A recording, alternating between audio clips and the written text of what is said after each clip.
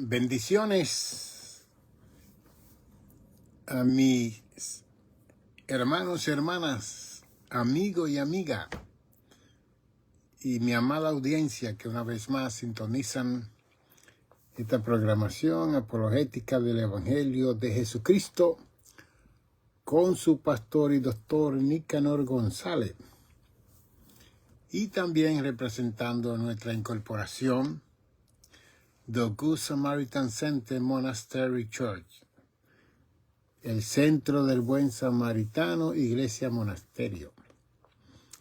Y aquí estamos una vez más para hacer otra presentación de las enseñanzas de nuestro Señor Jesucristo y las palabras de nuestro Señor Jesucristo y nuestro Señor Jesucristo en sí como ser humano, 100% Dios, 100% hombre, y toda la experiencia que tuvo Jesús en esos 33 años y medio que vivió aquí en la tierra físicamente. Y él comió y él disfrutó de su nacimiento en Belén de Judea, su crecimiento en Nazaret y su comienzo ministerial en la parte norte de Galilea, hasta que la última semana, en el capítulo 21 de Mateo, él desciende a Jerusalén para ser presentado como el Cordero Pascual que venía a quitar, a borrar, a limpiar, a salvar a la humanidad, como dijo Juan en Juan 1:39. He ahí el Cordero de Dios que quita el pecado del mundo. Hemos estado hablando de la oración y le indiqué que íbamos a tratar de ver la enseñanza del Padre Nuestro en Mateo capítulo 6, versos 12 en adelante. Pero quiero darle un contexto histórico como historiador, maestro, profesor de colegio y seminario y conocedor de la historia, tanto psicológica como teológica, como sociológica y como filosófica de los pueblos de las naciones del mundo. Porque en 2 de Timoteo, capítulo 4, el verso 3, que ya yo he mencionado este verso, pero en otro momento vamos a hacer una investigación exegética, hermenéutica, para ver por qué Pablo le escribe a Timoteo y le dice que vendrán tiempos cuando no sufrirán la sana doctrina, sino que teniendo comezón de oír, se amontonarán maestros conforme a sus propias concupiscencias. Y esa palabra propia concupiscencia lo abarca todo. Y que continuamente he tenido el tiempo para revisar las redes, todos esos medios de comunicación. Y continuamente estoy viendo gente informando. Así como yo estoy hablando con ustedes. La única diferencia es que posiblemente usted me conoce a mí, pero no conocemos a esta otra persona. No conocemos su testimonio, sus vidas, y ellos hablan. Y ellas hablan también. Yo estoy aquí en el área ya más de 57 años, he escrito 11 libros, y hay un libro que está en la computadora que estamos colectando donaciones y algunas finanzas para mandarlo a Amazon para que lo publiquen en inglés y en español. Eso se llama Nosotros somos la obra maestra de Dios. Ese es el libro número 12. Pero hay que mandarlo a escribir, imprimir y todo eso. Pero estoy viendo una situación que me preocupa, una, me llama la atención, dos, y que me hace ser ese apologista o defensor de la fe para nuestros tiempos, y más en el movimiento carismático, específicamente pentecostal, porque el movimiento carismático está en todas las iglesias históricas, aún hasta en la iglesia católica está ese movimiento carismático.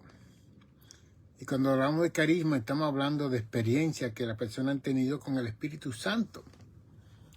¿Ve? Una persona que dice que es pentecostal significa que esa persona ha tenido una experiencia con el Espíritu Santo, con el sello, con el bautismo, con las lenguas. Eso es lo que identifica a la persona pentecostal. Ok. El primer siglo que Cristo vivió, especialmente en Israel, esa población siempre estaba mixta. Siempre había gente de otras nacionalidades visitando a Israel. Por cierto, cuando vino el día de Pentecostés en Hechos 2, habían como 15 a 20 naciones que estaban en el año 50 y estaban celebrando, que habían venido de otras naciones de Europa y África. Y cuando vino el Espíritu Santo sobre más de 120 personas que estaban allí, ellos hablaron género de lengua. Hablaron en los idiomas de todas esas naciones que estaban allí. Y los que estaban allí se sorprendieron porque vieron gente hebrea, judía, hablando en italiano, hablando en francés, hablando Swahili, hablando en los idiomas de todas esas naciones. Y por eso fue que hubo ese arrepentimiento de más de 3,000 personas, porque entendieron el evangelio en su lenguaje. Esa es una que le estoy poniendo. La otra cosa que nosotros tenemos que entender de este mundo europeo, oriental, del Medio Oriente, es que todos ellos eran bilingües, trilingües, hablaban más de un idioma. Las personas que estaban en Israel hablaban arameo, hablaban hebreo, hablaban griego, hablaban español, italiano.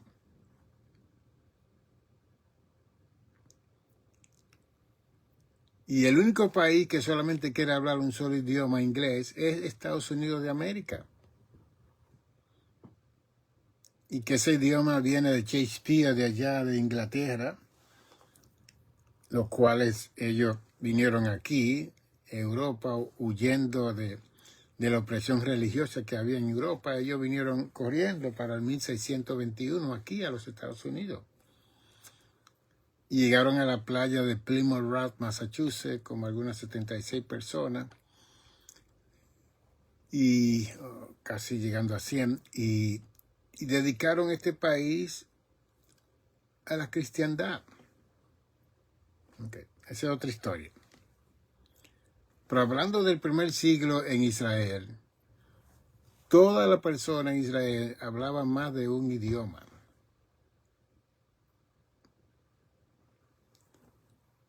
Cuando vemos los 27 libros del Nuevo Testamento de Mateo, Apocalipsis, todos esos libros se escribieron en griego. Aunque Mateo fue un discípulo de Jesús y era judío. Y Marco no fue un discípulo de Jesús, él fue uno que vino y fue el primer evangelio que decidió buscar toda la información del primer siglo. Igualmente Lucas no era judío, él era así, mitad y mitad, padre judío, madre griega, y ellos se proselitaron al judaísmo.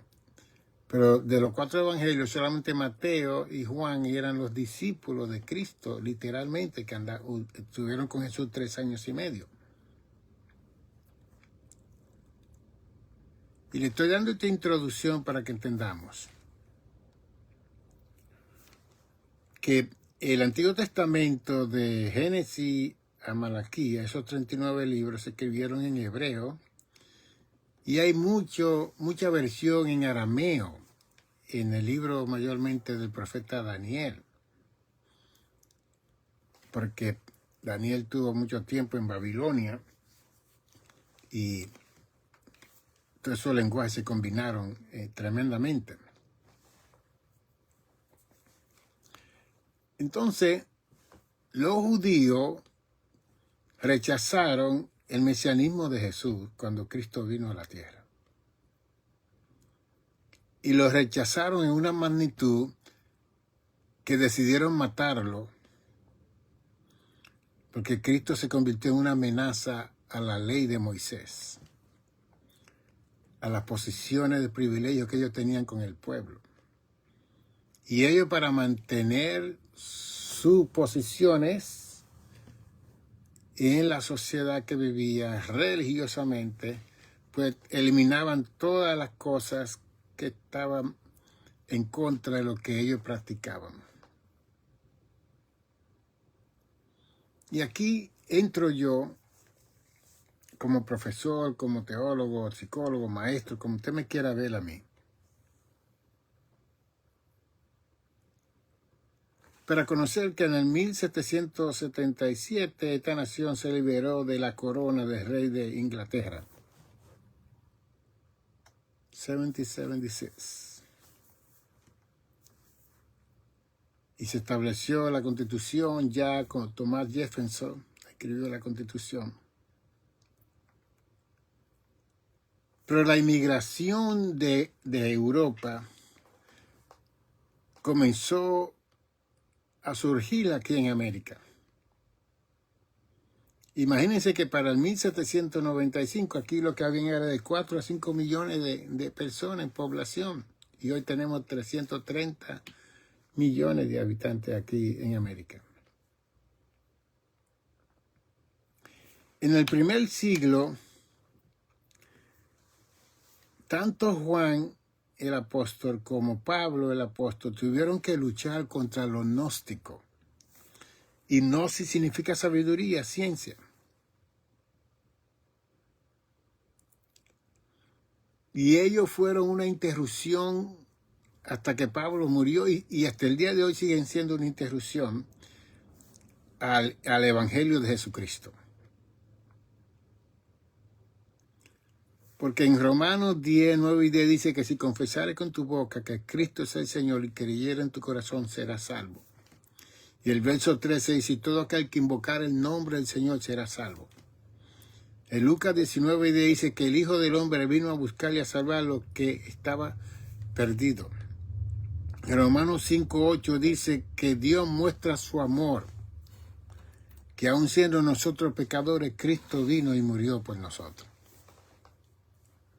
En Tito 2:11 dice, porque la gracia de Dios se ha manifestado para salvación a todos los seres humanos. Efesios 2:8 dice que no es por obra para que nadie se gloríe, sino que es por gracia, para que Dios se lleve la honra y la gloria. Entonces hay un texto bíblico que nos indica a nosotros que la salvación se consigue haciendo dos cosas. Confesando que Cristo es el Señor y creyendo que Dios lo levantó de los muertos, somos salvos. Bien.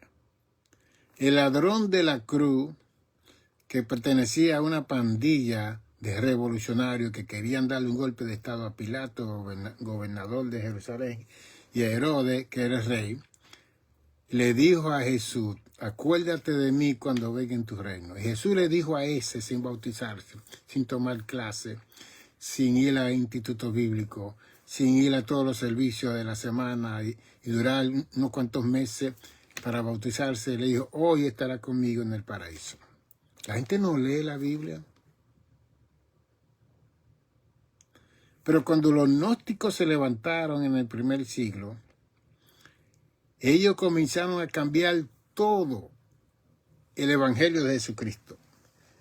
Y complicaron tanto la salvación que establecieron que tenían que entrar por unas dimensiones esotéricas, espiritual, para poder entrar y ver a Dios. Y eran judíos. Ahí está el movimiento de Cábala. En el pueblo judío, ahí hay muchos americanos que pertenecen a ese movimiento. Están los cientólogos que no creen en médicos, no creen en medicina, y si están enfermos, ellos no visitan nada, ellos se mueren. Están los testigos que si usted necesita una transfusión de sangre, usted se muere porque ya llegó el tiempo para usted morirse. Se han levantado todos estos movimientos modernos hoy en día, en el siglo XVIII y XIX. Entonces, hoy en día hay un grupo de judíos que han hecho profesión de fe y han recibido a Jesús como su Mesías, pero sin dejar la liturgia, los ritos, la ceremonia, la costumbre, los días de fiesta del judaísmo.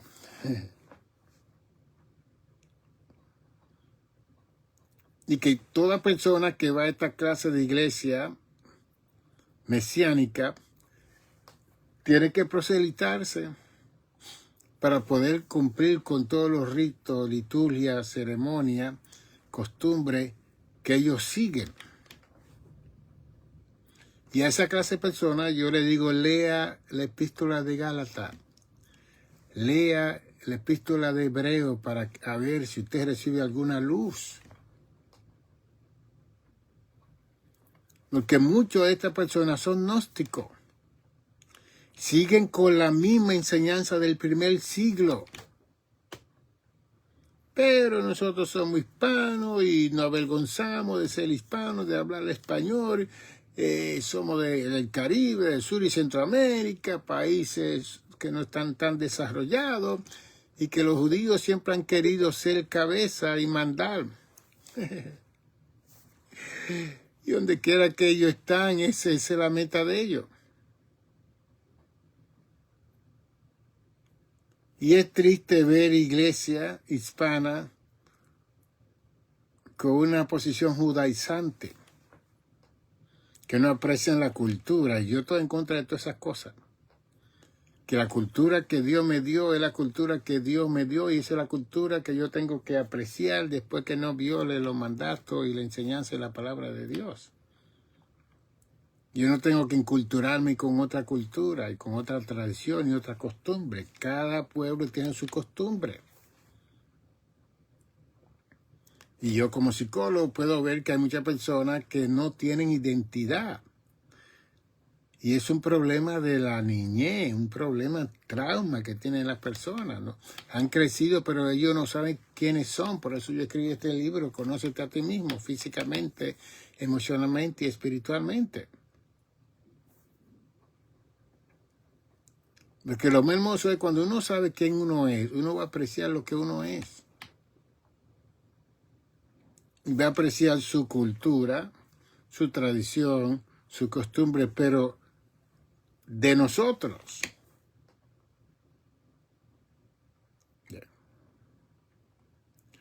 Entonces, yo he visto que el pueblo judío por 2000 años ha rechazado a Cristo como su Señor y Mesías y Salvador. Lo ha rechazado rotundamente. Y que no son tantos que se están convirtiendo al Evangelio. Y ellos se están convirtiendo al Evangelio, pero ellos no se unen a una iglesia evangélica, ellos hacen su propio movimiento mesiánico.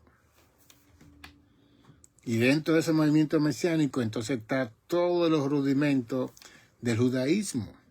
Que eso fue lo que le sucedió a los Gálatas, que comenzaron con la gracia y después los gnósticos entraron y lo volvieron a la ley y peor de la ley. Entonces, yo estoy viendo un grupo de estas personas que son maestros, son personas brillantes, muy inteligentes,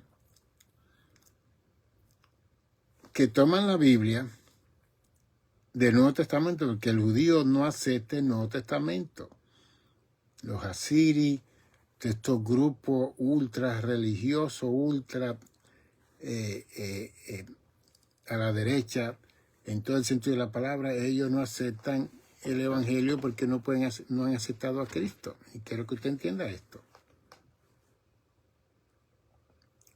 Entonces ellos han comenzado a traer la interpretación del texto bíblico del Nuevo Testamento cuando la iglesia lleva 2000 años con ese texto bíblico, 2000 años, presentándolo en proclamación, en predicación, en enseñanza bíblica. Ahora este grupo de judíos que llevan 2000 años sin querer aceptar a Cristo y algunos lo han aceptado, entonces ellos vienen y ellos se convierten en maestros para la gente hispana y para los americanos y para toda la gente que están al lado de ellos. Entonces todo lo que ha enseñado el pueblo hispano, por ejemplo, en 2000 años, no es así. Y después nos dan una versión de que la palabra fe en griego es pisti, pero en hebreo es emuna. Y que esa palabra es mayor que pisti, porque esa palabra es griega. Y como es griega, no tiene un sentido teológico del original. Pero es que esa palabra se escribió en griego, no fue en hebreo. Que el Nuevo Testamento se escribió en griego. Que la iglesia primitiva se multiplicó con los gentiles. Y el mundo gentil, a través de Pablo y Bernabé y todos los misioneros de ese entonces, ministraron. Y todas esas personas hablaban griego y hablaban otros idiomas por igual. Porque el pueblo hebreo siempre ha sido muy peculiar, muy particular. Entonces, a usted le enseñaron lo que dice la Biblia en español, por ejemplo, porque ya está traducida en español. Y viene un maestro de eso, mesiánico, diciendo, no, esta palabra en hebreo significa esto. Pero Señor, usted no había aceptado a Cristo antes, usted no había reconocido a Cristo, tu pueblo no había reconocido la enseñanza de Jesús. Y esa palabra no está en hebreo, está en griego.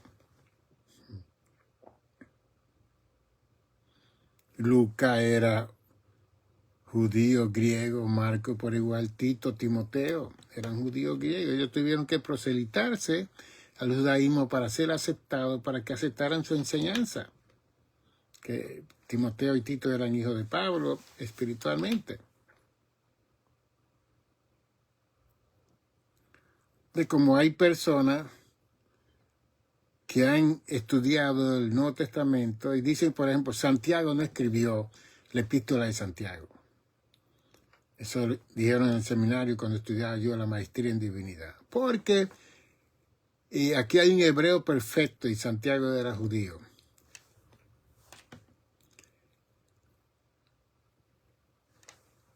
En estas escuelas de ese entonces, a los niños le enseñaban los idiomas del medio ambiente y de todas las áreas.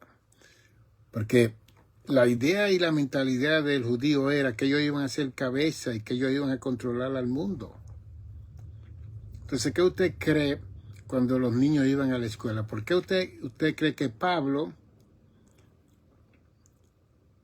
que nació en Tarso,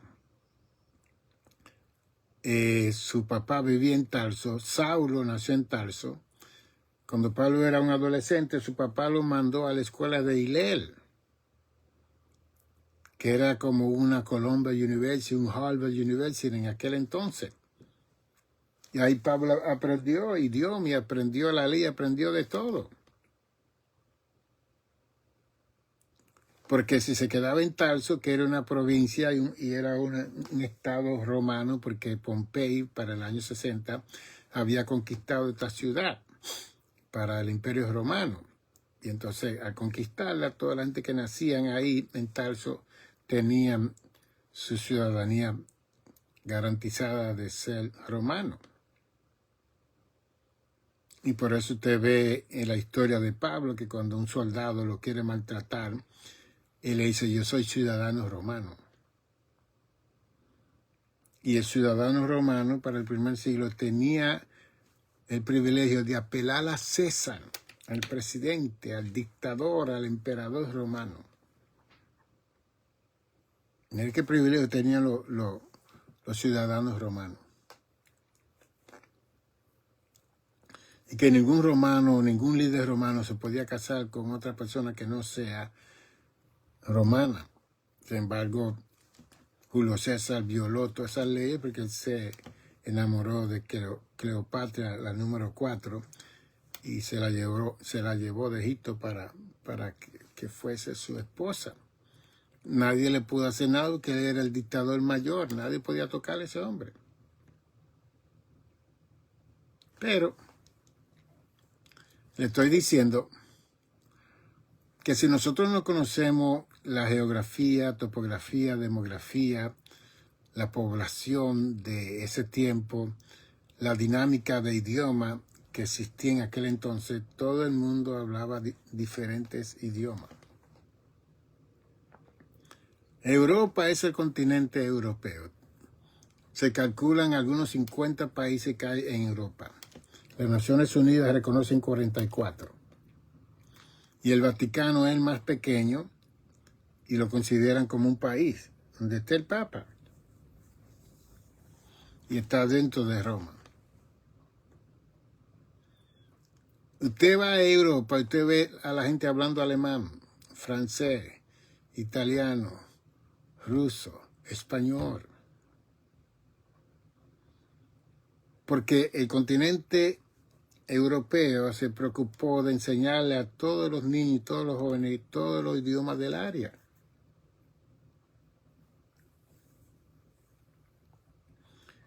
Y es una contradicción que aunque los indios estaban aquí primero que los europeos,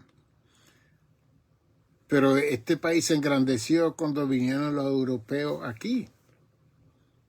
La inmigración que vino para el 1800, 1900, y todos ellos hablaban su diferente idioma. Y después las legislaciones en este país, el Congreso, las 3 ramas que gobiernan este país, la judicial, la ejecutiva y el Congreso, la representativa que cubre el Congreso y el Senado, que son 535 hombres y mujeres que dirigen esta nación. Y esas 3 ramas están divididas y cada una tiene un check and balance, como le llaman. Cada una tiene que chequearse cada uno para que nadie viole y siga este programa de democracia que va a tener 250 años ya para el año que viene. Y hemos trabajado con toda la cultura y todos los pueblos que han venido aquí. Entonces, los diferentes gobiernos que han llegado a la Casa Blanca han presentado resoluciones, enmiendas de que solamente se habla inglés. English only. English only. Ok. Rechazando la contribución de cultura que han tenido los demás pueblos para el progreso que ha tenido esta nación en 250 años. Entonces Israel, en Éxodo, en Levítico, en Deuteronomio, tenía el mandato de considerar a los inmigrantes, de tratarlos como su hermano, su familia, de proveerle para sus necesidades, porque la inmigración siempre ha existido y siempre la gente ha ido donde está la leche y la miel. Usted no sabía que fue un judío que hizo que toda la población egipcia perteneciera al faraón, José. La administración de la vaca gorda en esos 7 años, José acumuló todo el trigo. Y cuando vieron la vaca flaca, toda la nación de Egipto le dieron su casa, sus hijos, le dieron todo al faraón para comer alguna harina. Que había hambre en Egipto. ¿Quién hizo eso? Un judío. Un judío. La crisis que tuvo Adolfo Hitler en Alemania con los judíos fue precisamente porque ellos tenían la bolsa de valores, tenían la ciencia, tenían que no tenían los judíos en Alemania, y ellos apenas habían emigrado a Alemania. Y Hitler se llenó de tanto celo que mató 6 millones de ellos. Porque siempre ha estado en la mente de los judíos, como dice Deuteronomio 28, del 1 al 14, que tú serás cabeza y no cola. Pero eso es si hubieran obedecido a Dios. Entonces, al ellos no obedecer a Dios, ellos fueron desterrados en diferentes diásporas, diferentes países del mundo. Bueno, en el mundo entero están los judíos. Ellos han tenido que adaptarse al idioma, a la cultura, al rito, a las ceremonias de sus lugares, pero siempre han mantenido su judaísmo, su fiesta judaica. Entonces, lo que le estoy diciendo yo a ustedes, que nosotros tenemos que ser sabios e inteligentes y permitir al Espíritu Santo que nos siga iluminando para que cuando oigamos ciertos maestros tratando de diferir de lo que nosotros hemos aprendido por tantos años, que pongamos un poquito de duda y hagamos la investigación correcta. Porque esos gnósticos entraron a la iglesia primitiva y eran judíos. Y ellos están enseñando algo completamente diferente a lo que Cristo enseñó, a lo que Pablo estaba enseñando. Y era tal así la enseñanza de estos gnósticos que ellos querían quitarle el apostolado al apóstol Pablo, que había levantado a la iglesia de los Corintios, que él no era apóstol. Y Pablo tuvo una gran lucha con este grupo de gente, y también Juan. Entonces, ¿qué le estoy diciendo yo con todo esto? Lo que le estoy enseñando es que todos los maestros que usted oiga y predicadores que usted oiga, trate de conocer su fondo histórico, background check, como hacen. Saber dónde estudiaron,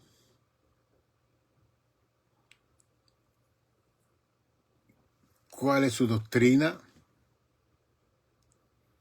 cuál es su perspectiva de Dios, presente, futuro, la vida eterna, el Padre, el Hijo y el Espíritu Santo. Usted no simplemente comienza a escuchar a una persona sin conocer. Mire, todos los libros míos tienen mi biografía aquí atrás. Todos los libros míos. Cuando usted compra un libro, trate de leer la biografía del autor. Y si no tiene biografía, búsquela en cualquier lugar, porque muchas veces no la ponen porque son falsos. Ellos no quieren que usted conozca de dónde, si estudiaron o no estudiaron.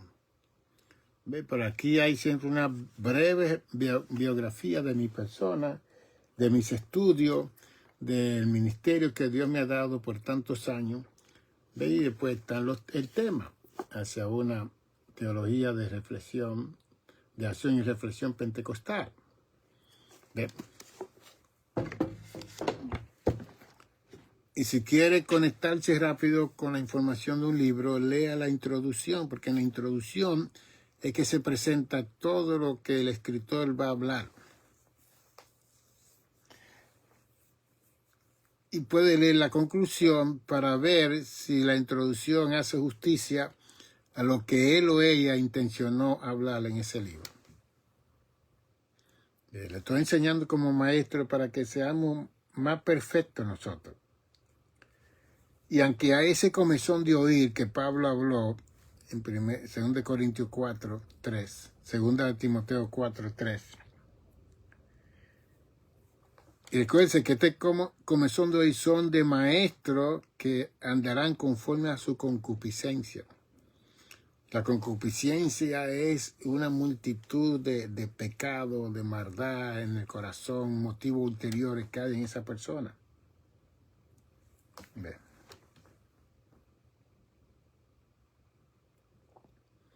Ahí oí un pastor que dijo, Dios me habló anoche. Ok. Y me dijo que yo tengo que tener el iPhone número 17 y mi esposa también. Ok.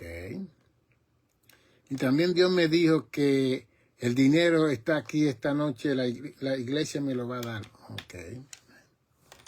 Bien. Quizá la mayoría de los miembros que tiene un teléfono porque es pequeñito, el número 5, el 6, no llega ni al 10. Ahora la pastoral quiere, con su esposa y familia, quiere unos teléfonos que sea la última, que valen miles de dólares. Dios no está en esas cosas. Eso somos nosotros. La vanagloria, la vanidad, el querer. Gente que está levantando pro templo para comprarse un carro de cientos de miles de dólares. Eso es lo que habla de personas que van a ser maestros conforme a su propia concupiscencia.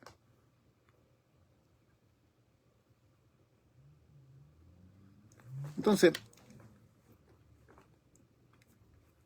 si un judío va a enseñar la palabra de Dios, que haya vivido como Pablo en el judaísmo, tiene que cambiar su trayectoria completa y total para poder hablar esa palabra. Y las personas que se sientan con esa persona, es mejor traer a un judío a una iglesia evangélica para que nos hable del judaísmo, para que nos hable de la fiesta judía, pero que no lo imponga, no para que nosotros la practiquemos, sino para que aprendamos. Como nosotros le podemos enseñar a ellos acerca del bautismo del Espíritu Santo, los géneros de lengua, lengua angelicales, los 9 dones del Espíritu que habla 1 Corintios 12, el fruto del Espíritu que habla 9 frutos del Espíritu que habla Gálatas 5, 22 y 23, porque se ha manifestado. Ahora, nosotros podemos hablar de eso a ellos porque ellos no habían aceptado el Nuevo Testamento. Ellos no pueden hablar del Antiguo Testamento. Fantástico.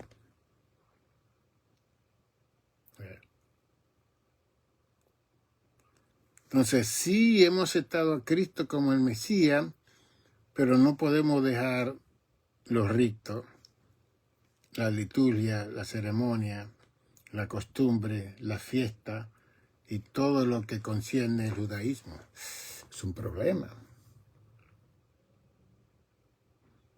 Y Pablo tuvo que hablarle fuertemente a la iglesia de los Gálatas porque levantó esa iglesia con la predicación del Evangelio. Confesar a Jesús, creer en Jesús para ser salvo. Por gracia soy salvo.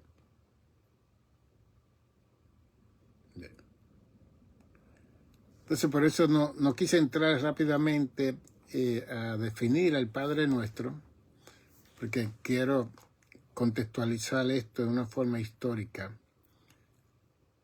Porque no podemos estar diciendo que el Padre Nuestro, que está en griego,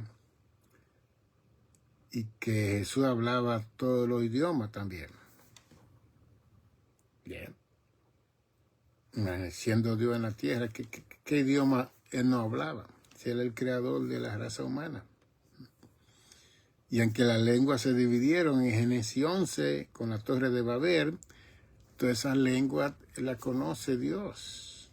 Dios es el creador de los seres humanos. El Cristo no tuvo que ir a una escuela para aprender ningún idioma, eso era la naturaleza divina en él, que fue engendrada en el vientre de María. Olvídese. Bien. Entonces, el comezón de oír para el tiempo postrero está haciendo que se amontonen maestros que tienen sus motivos ulteriores, sus deseos, sus pasiones, sus intereses,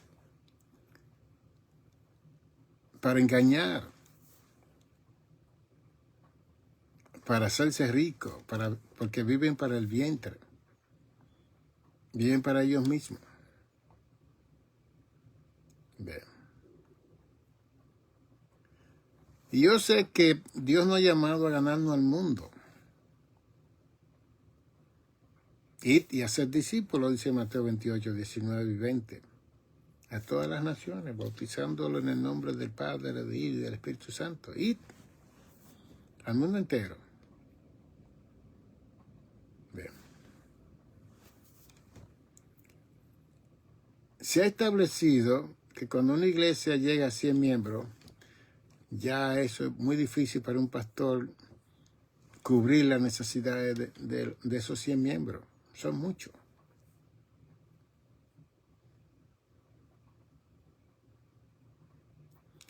Y hoy en día hay un afán de tener, le llaman mega, iglesia mega.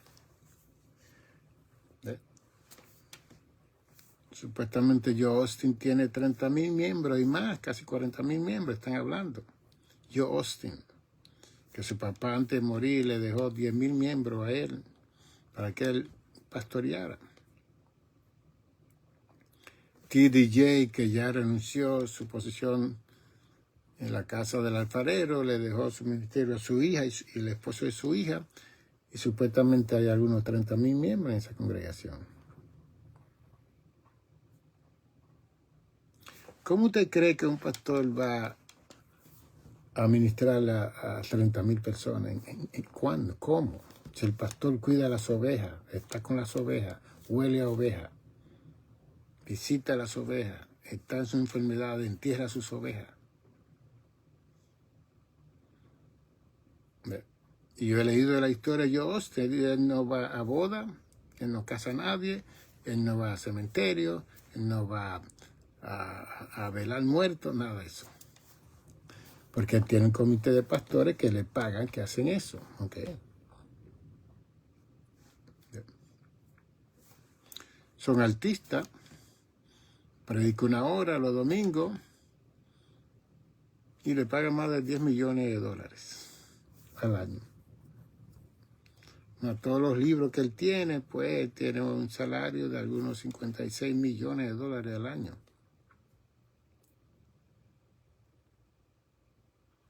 Tienen casa multimillonaria de muchos cuartos, mucho de todo. Ay. ¿Qué problema es? Jesús iba caminando en Jerusalén, en Galilea. Maestro, quiero seguirte. Jesús se paró. ¿Tú quieres seguirme? Si me sigue, está bien, pero yo no tengo dónde recostar mi cabeza. Yo no tengo una almohada para acostarme, reposar mi cabeza. Así que si tú quieres esa experiencia, ven. El IRS de los taxes vienen a cobrarle taxes a Jesús. Él manda al IRS que hablen con Judas y no había ningún centavo en la bolsa y tuvo que Jesús hacerle un milagro, mandar a Pedro a pescar y sacar el 2 teateros que había en la boca del pescado para pagar los taxes que le estaba pidiendo, que Cristo vino a cumplir con todo.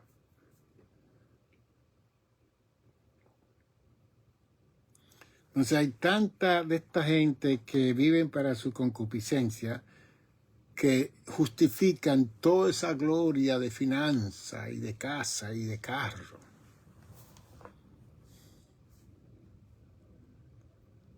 Entonces se pone a pensar qué hace un pastor o un líder, un apóstol, como ellos se llaman, con 20, 30 carros de $1 millón, de millones de dólares cada uno de esos carros en su casa. Entonces se ha puesto a pensar. Y usted tratando de sobrevivir para pagar la luz del bill, el bill de la luz, del teléfono, su renta. Nada de eso es justo.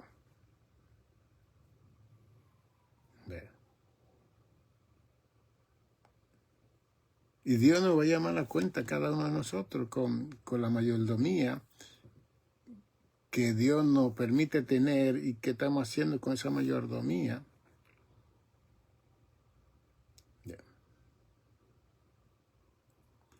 Yo aprecio mucho a Rick Warren.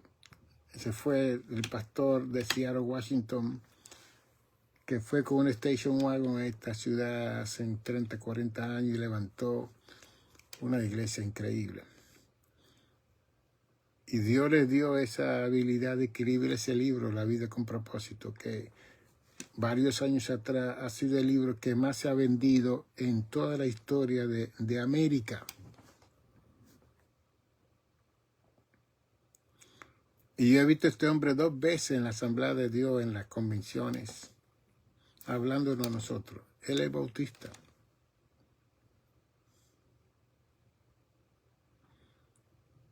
Y él nos dijo a nosotros, los pastores, yo tengo toneladas de millones de dólares para retirarme en Hawái, en cualquier isla, comprar una isla y estar ahí tranquilo y no molestar con nadie. Pero Dios confió en mí. Y Dios me dio esas millonadas, esos millones de dólares, para invertirlo en el reino de Dios. Estoy ayudando a 164 países en el mundo. Ese dinero. Todo el dinero que la iglesia me había dado de salario en 25 años, yo se lo devolví. Yo estoy sin salario en la iglesia. Yo vivo de los libros que yo vendo. Y se calcula que tiene algunos 40, 50 mil miembros esparcidos en toda esa área de Seattle, Washington y el mundo. Pero él dijo, Dios confió en mí porque él sabía que yo no me iba a lucrar y me iba a llenar de concupiscencia, de vanagloria, de vanidad, con el dinero que la iglesia y el mundo estaba comprando mis libros.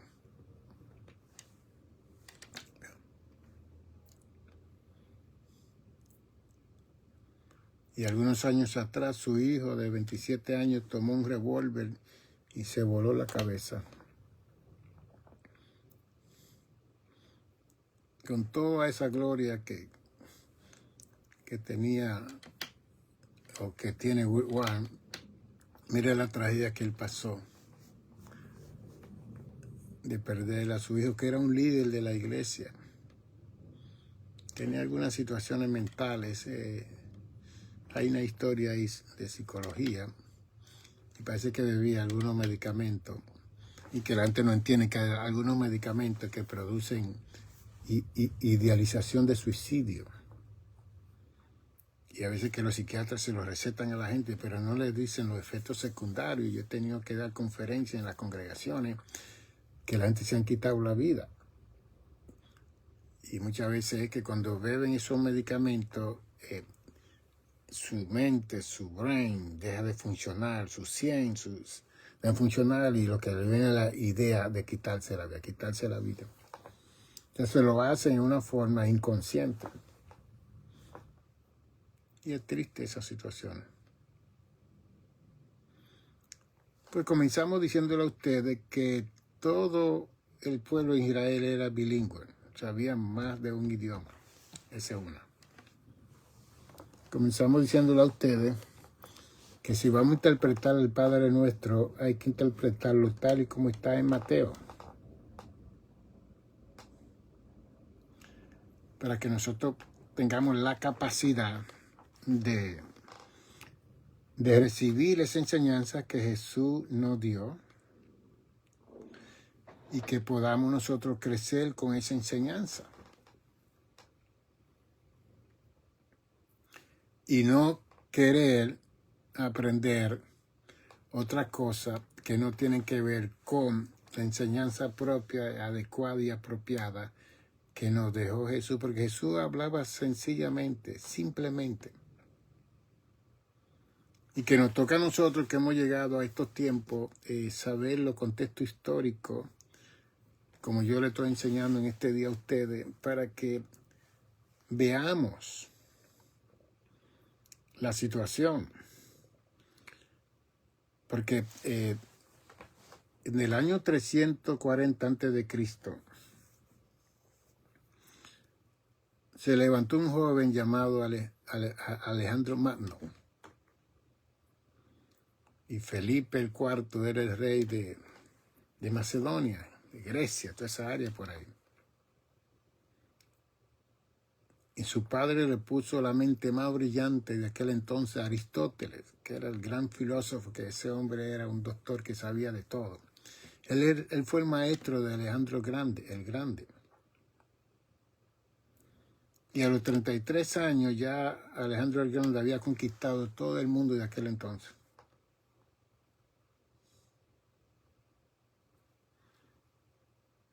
Porque la mentalidad de Alejandro el Grande era que el que no sabía griego no era una persona culta. Era un nómada, era un salvaje, un bárbaro. Entonces, cada vez que Alejandro el Grande conquistaba un pueblo, tenía ese pueblo que aprender el griego. Porque ese era el idioma que él quería que ellos aprendieran.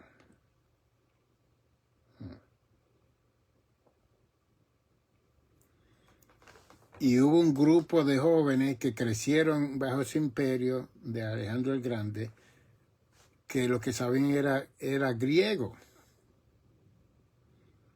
más que hebreo.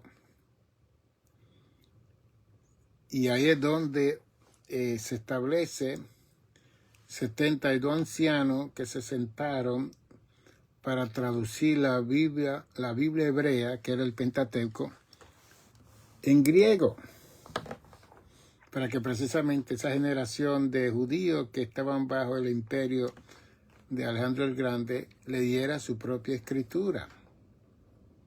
Y ahí sale la Biblia de los 70, la Vulgata.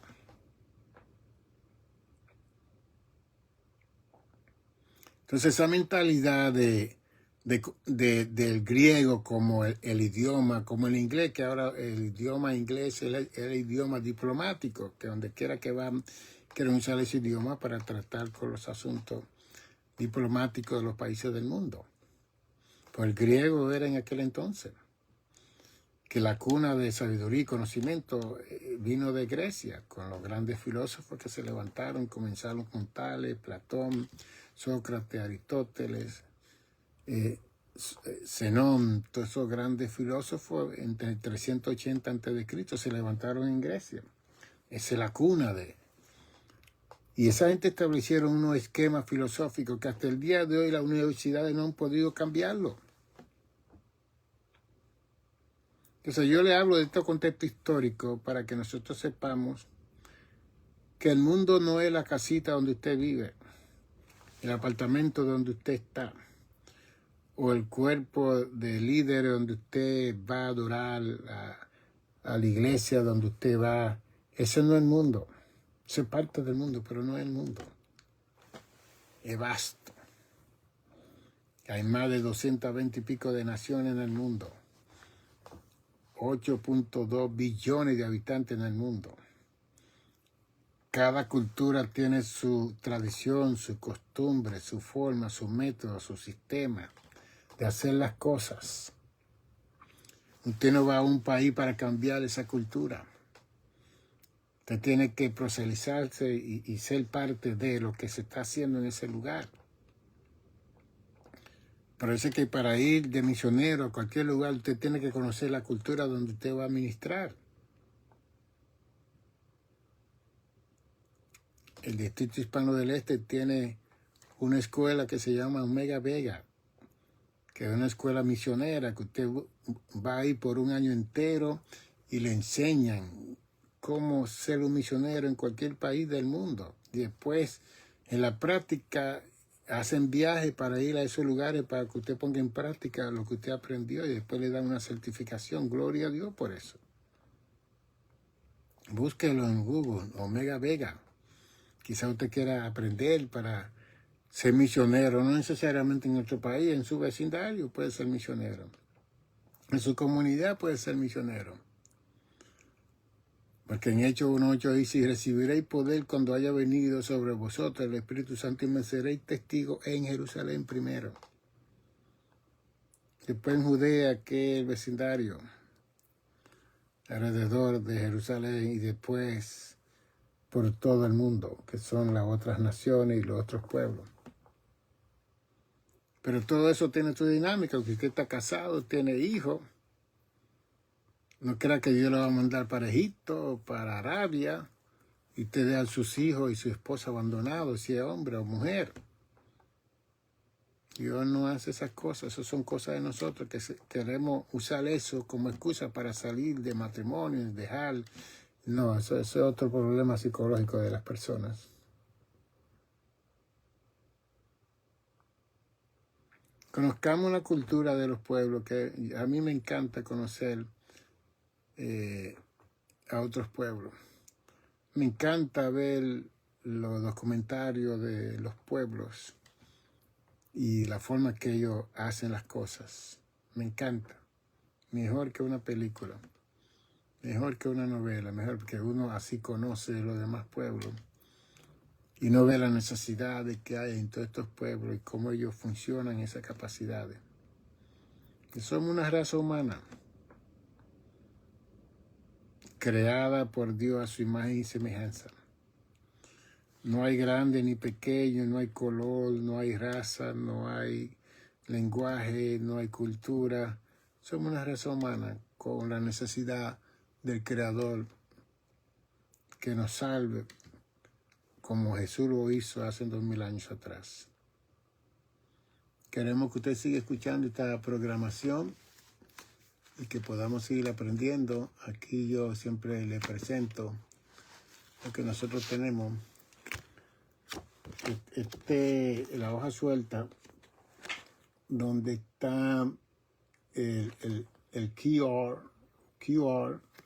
que puede tirarle una foto ahí para que usted vea la información que tenemos de The Good Samaritan Center Monastery Church. Y aquí están los teléfonos que me puede llamar, 646-755-1290, para adquirir los libros o mandar a buscar el libro Lo Incomprensible del Mal y la Santidad de Dios. Ese está en Amazon, lo puede mandar a buscar. Pero aquí está el canal de YouTube, que usted puede inscribirse y buscar todos estos programas que yo he dado a través de este tiempo para que podamos seguir aprendiendo y invitar a otras personas que vengan a escuchar, que vengan a aprender. Aquí está un maestro que ha escrito más de 12 libros ya. Tenemos 10 libros que los tenemos aquí en la casa, pero usted tiene que mandarlo a buscar. Me puede escribir a mi email, nicanor55@gmail.com, nicanor55@gmail.com. Usted me escribe, doctor, mándeme el menú de todas las conferencias que usted tiene y los nombres de todos los libros. nicanor55@gmail.com. Me escribe ahí, yo le mando el menú para que vea todos los materiales que hemos grabado y los que están por grabar y todos los nombres de todos los libros. Y así usted puede venir aquí si vive en esta área. Si vive en otro país, gente que viajan aquí pueden llamarme y pueden venir aquí a comprarlo para que se lo lleven para su país. Así que seguimos hablando y está pendiente la oración del Padre Nuestro. Solamente quería darle este contexto histórico de las versiones que estamos escuchando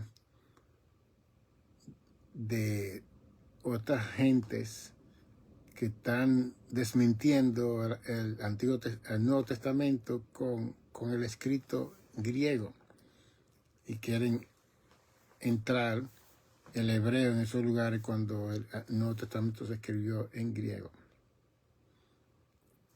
por autores judíos que conocían el idioma griego porque eran bilingües. Bendiciones, salud y esperamos que hayamos aprendido un poquito. Dios la bendiga.